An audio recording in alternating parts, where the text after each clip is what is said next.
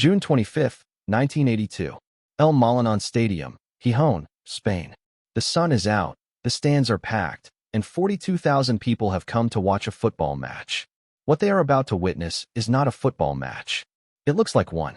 There are 22 players on the pitch. There is a referee. There are linesmen. There are flags and kits and boots and a ball. But what takes place over the next 90 minutes will become one of the most discussed, most replayed, most quietly shameful moments in the history of the World Cup. And the most disturbing part is that nobody did anything wrong.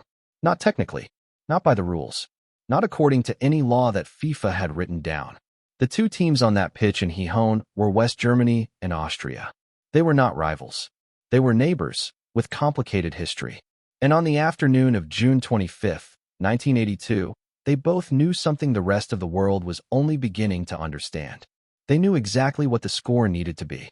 To understand how that knowledge became something so corrosive, you have to go back 4 days earlier.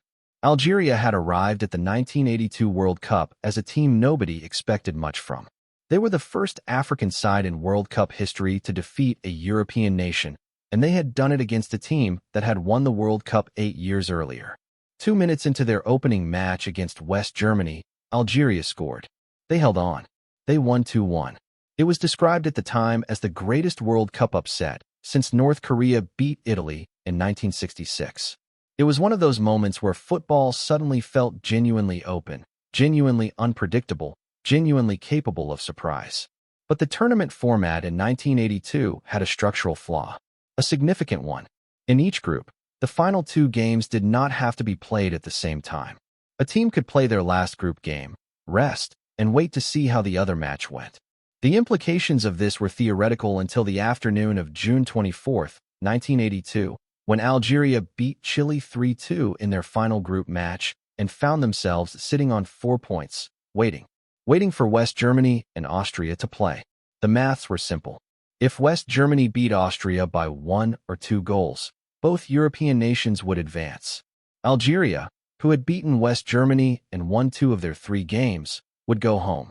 The result that eliminated Algeria was not just possible. It was convenient. And both teams playing the next day knew the exact number. 1 goal. That was all West Germany needed to score.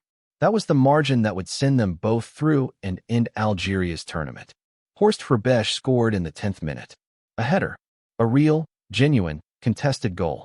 For a brief period, the match resembled a football game. West Germany pushed. Austria defended. There was at least the appearance of competition. And then, somewhere around the 25th minute, something shifted. The urgency drained from both sides simultaneously, as though a signal had been sent that nobody else could hear. What followed became known in Germany as the Nicht-Angriffspakt von Gijon, the non-aggression pact of Gijon. In Spain, it was called the Disgrace. In Algeria, it was simply the scandal. In Austria, it was later acknowledged, quietly, as a humiliation. For 80 minutes, 2 professional football teams, in front of a crowd of tens of thousands and a television audience across Europe, passed the ball between themselves in long, slow, aimless loops.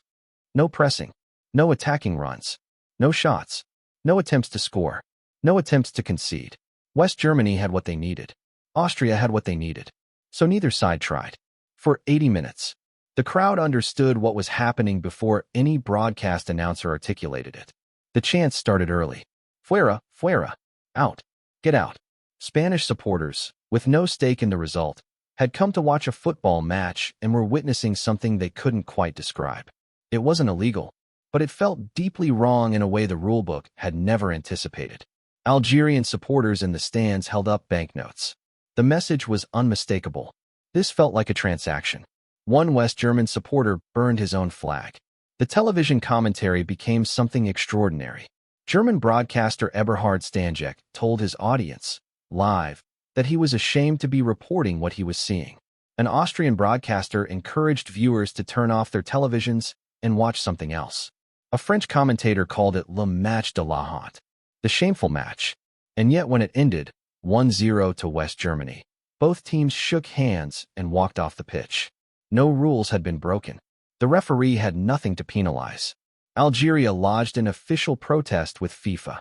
FIFA considered the matter and concluded that no laws had been violated. The result stood. Algeria went home. Here is the thing that makes this story so difficult. Neither team ever admitted to prearrangement. West Germany's manager Jupp Derwall defended his team, pointing out that two key players were injured. Austria pointed to the scoreline as proof of a genuine game. No phone calls, no meetings, no explicit agreement has ever been proven or confirmed. What happened in Gijon may not have been a conspiracy in the traditional sense. It may simply have been two teams arriving at the same understanding simultaneously, without a word spoken, without a plan agreed. Because they didn't need a plan. The incentive was the plan. The tournament structure had done the planning for them. The rules had set up a situation where the rational, self-interested choice for both teams was to do nothing. And they did nothing. Together.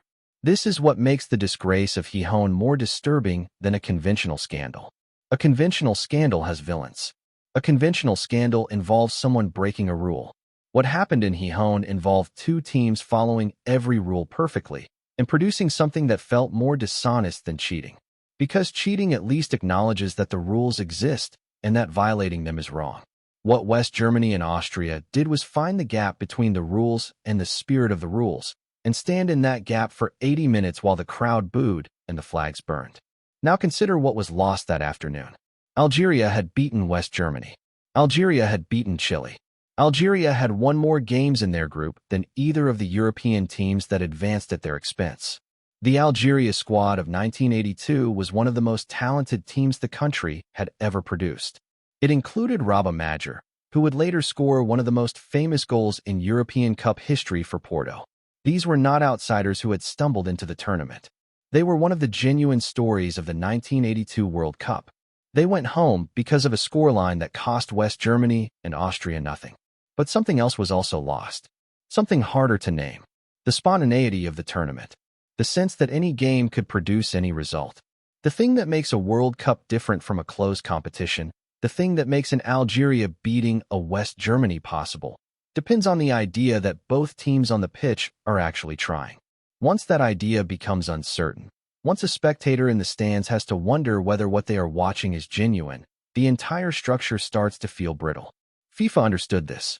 Not immediately, and not gracefully, but they understood it. From the 1986 World Cup onward, all final group stage games were played simultaneously. It was a direct response to Gijon. A rule change prompted not by cheating, but by the discovery that the rules, as they existed, were an invitation to something that wasn't quite cheating, but was indistinguishable from it in every way that mattered. Every World Cup you have ever watched, where the final group games kick off at the same moment in two different stadiums, exists because of what happened in Gijon on June 25, 1982. Every time a broadcaster says both games are starting simultaneously in a tense tone, that tension exists because of Algeria. But here is the thought that sits heaviest after all of this. West Germany went on to reach the final of the 1982 World Cup. They lost to Italy. Austria went out in the second group stage. The result that sent them both through ultimately meant less than they might have imagined in that moment of preservation. The calculation they made, or drifted into, or found themselves executing without ever quite deciding to, cost Algeria everything and gave both of them less than they might have gained if they had just tried to play football. The next time you watch a group stage game and wonder whether the teams are really trying, wonder whether the incentives are pointing in the direction they should be, wonder whether the team walking off after a convenient draw is calculating rather than competing, remember that this is not paranoia. It has a name. It happened. It was watched by tens of thousands of people in real time. It made a broadcast commentator tell his audience to look away. And the only reason the rules were changed is because once it happened, no one could pretend it couldn't happen again. On June 25, 1982, 22 men walked onto a football pitch to play a World Cup match. For 10 minutes, they did. For the next 80, they protected a scoreline. And because of those 80 minutes, every World Cup since has been played differently.